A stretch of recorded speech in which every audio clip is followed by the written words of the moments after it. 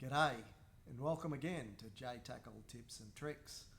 Last time we were talking about upgrading the hooks on our favourite trolling lures, and we looked at the trusty Helco 190 Laser Pro, one of the all-time best trolling lures, and we've refitted it with single hooks and took off the treble hooks and told you all that it was a much better way to go and you would catch a lot more fish.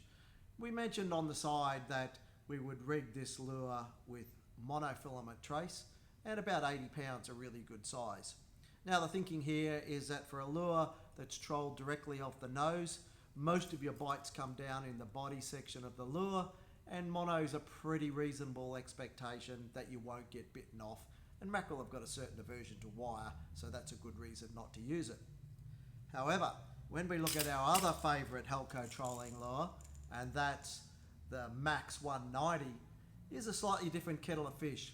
We have a tow point on the top of the lure. It's a bibless trolling lure, and this tow point's well behind the eye line of the hook. And that means that any fish that come up remotely having a bite at the eye, if you've got monofilament leader attached to this, you could get bitten off. And so we like to rig this with a little bit of wire. Now we also want to be really discreet with our wire, because we've already mentioned that the mackerel don't really like it. So one of the ways that we achieve this is to rig with single strand wire and just a short length.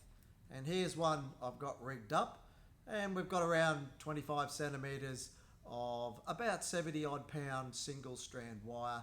And the trick to rigging this wire, of course, is to do a thing called a haywire twist and a barrel roll. And we'll look at that right now in a close-up pic.